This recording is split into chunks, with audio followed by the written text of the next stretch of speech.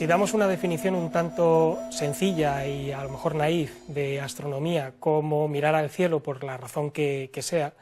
la astronomía en la cultura es darse cuenta de que todos los pueblos del pasado y sociedades tradicionales han mirado al cielo por alguna razón.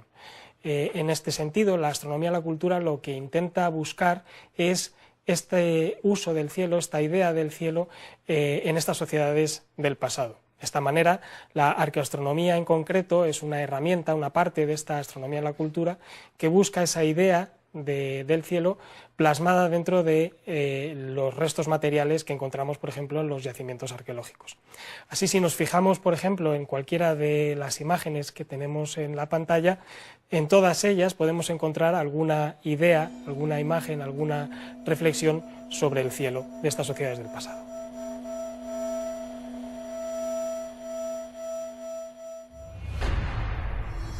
El monumento megalítico donde hay fenómenos de orientación más famoso, y el primero en el que se empezaron a investigar es Stonehenge, en el sur de Inglaterra. En este sitio tenemos una serie de grandes bloques de piedra, llamados trilitos, que forman el círculo de piedra, y otros formando una herradura en el centro. La estructura es bastante compleja, es el final de un proceso de construcción durante varios cientos de años. De hecho, el círculo de piedras pues está rodeado por un foso. En el eje de simetría de lo que sería la parte del círculo de piedras hay otra serie de piedras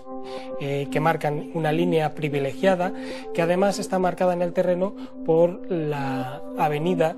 que es camino probablemente procesional que lleva hacia Stonehenge. Estas orientaciones se han relacionado en general siempre con la salida del sol en el solsticio de verano. Cuando ponemos todo el monumento en el contexto del paisaje en el cual está inmerso, pues recientemente se han realizado varias excavaciones, no solo en Stonehenge, sino en todo el entorno, y ha emergido una nueva imagen, una nueva narrativa de todo este monumento. En concreto, se sabe que dentro de Stonehenge hay varios cientos, unos 250 enterramientos, es decir, Stonehenge es un monumento funerario, pero lo que no se sabía era dónde estaban los vivos, dónde estaba la zona para la gente que llevaba allí a enterrar a sus muertos. Esto en los últimos años ha aparecido en un círculo de foso cercano que se conoce como Darrington Walls, donde se han encontrado los restos de habitación de estas gentes. Pero además se han encontrado nuevas orientaciones relacionadas, en este caso, con el solsticio de invierno en esta zona. De hecho, tanto los datos arqueológicos como las orientaciones nos están hablando de que probablemente el solsticio de invierno fuera muy importante en este momento, en el cual esta zona se habita y se habita en relación con Stonehenge. En este momento, las gentes del sur de Inglaterra llevarían a enterrar a sus muertos en Stonehenge, esperando precisamente a la salida del sol en el solsticio de invierno, que ocurriría en línea con la nueva avenida y en la entrada a Darrington Walls que se han encontrado, realizando un viaje a lo largo del río Avon hasta encontrar el final o el principio de la avenida que lleva a Stonehenge, donde se vería la puesta del sol ocurrir, según nos acercamos hacia Stonehenge,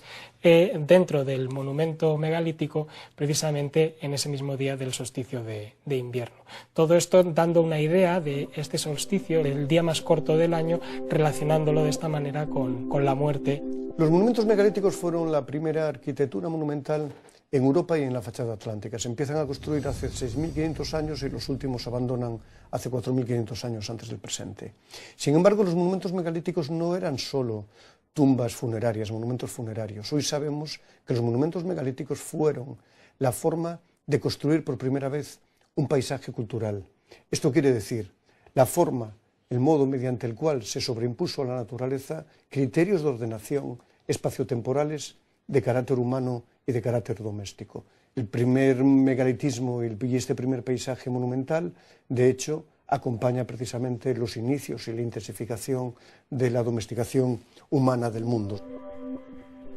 Estamos en el dolmen de Dombate. Un dolmen es un monumento megalítico y la astronomía megalítica es uno de los temas que más se ha trabajado en arqueoastronomía. ¿Qué es lo que estudia la astronomía megalítica o la arqueoastronomía en los monumentos megalíticos? Es normalmente la orientación del corredor de entrada. Como vemos, hay un corredor que es el que da paso a la cámara funeraria, en este caso del dolmen. Los monumentos megalíticos se sitúan en el terreno de una forma determinada y los corredores de entrada nos dan un eje que nos define claramente pues una dirección privilegiada. La astronomía y la arqueoastronomía lo que tratan entonces es de medir estas orientaciones. Hay monumentos megalíticos lo que es en la península ibérica, prácticamente en toda la fachada occidental, en toda la fachada atlántica.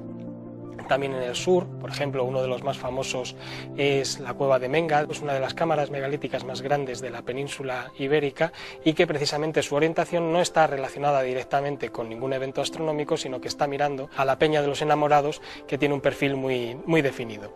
En cualquier caso, si nosotros queremos medir las orientaciones de un gran número de monumentos megalíticos para ver si existe una coherencia dentro de estas orientaciones, pues cuando lo hacemos encontramos que efectivamente las orientaciones no están dispuestas a cualquier punto del horizonte, sino que parecen concentrarse en ciertos puntos muy concretos. En particular en Galicia, la mayor parte, una buena parte de los monumentos megalíticos tienen orientaciones muy parecidas a la que encontramos aquí en el dolmen de Dombate, que es hacia la salida de sol en el solsticio de invierno. Visto desde la Tierra, el Sol lo vemos moverse alrededor de nosotros, y no solo moverse, salir por el este y ponerse por el oeste, que de hecho esto solamente lo hace 2 días al año, sino realizar un baile en el horizonte, moviéndose hacia el norte o hacia el sur según se va desplazando y según nos vamos acercando, por ejemplo, al solsticio de verano o al solsticio de invierno. De hecho, la salida más hacia el norte que tiene el Sol la tiene justo en el solsticio de verano, en el momento en que además alcanza su posición más alta sobre el horizonte, poniéndose lo más hacia el norte en el solsticio de verano. A lo largo de los días se va a ir moviendo cada vez más hacia el sur, llegando a su posición, su salida más hacia el sur en el solsticio de invierno y su puesta también más hacia el sur en el solsticio de invierno. Esto lo podemos ver mejor en la siguiente película, en la que vemos cómo el Sol va saliendo a lo largo de los diferentes días del año entre el solsticio de invierno y el solsticio de verano. De hecho, cuando se repite el ciclo, a lo largo de esa vuelta, podemos decir que ha pasado exactamente un año.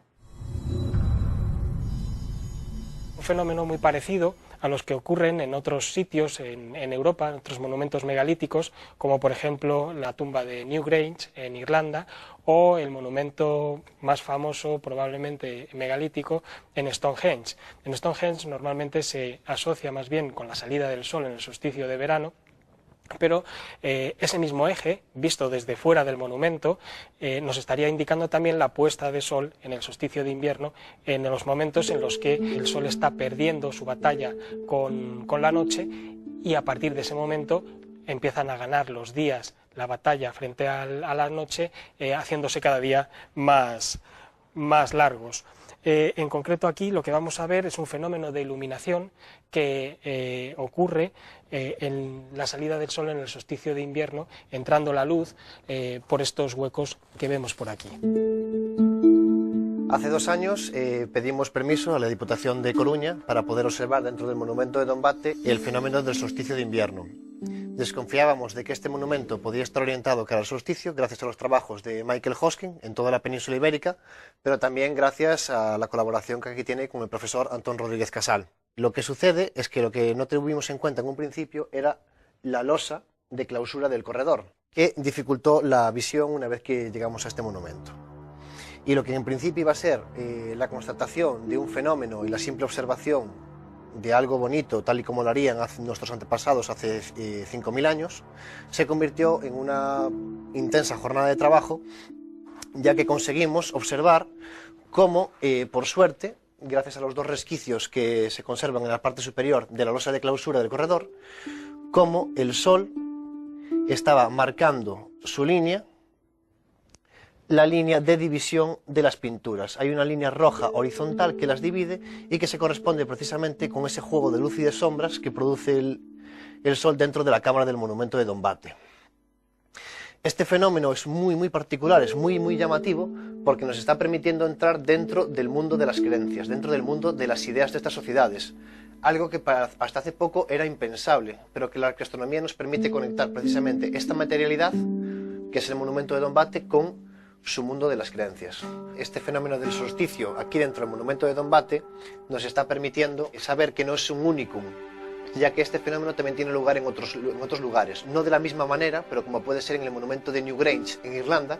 donde también durante el solsticio de invierno la cámara, gracias a una pequeña caja que tiene en la parte superior, permite que se ilumine la cámara únicamente durante esos días en el solsticio de invierno. Aquí lo que sucede no es ese fenómeno, sino que precisamente lo que se está viendo es una división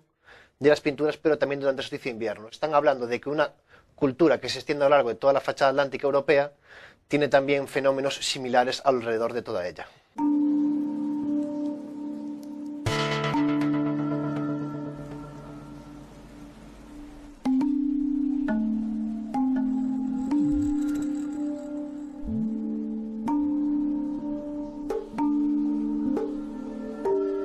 Nos encontramos en lo alto de la Sierra de Bocelo, donde tenemos la presencia de muchos yacimientos tumulares, y hemos decidido desplazarnos hoy hasta el túmulo do Forno dos Mouros,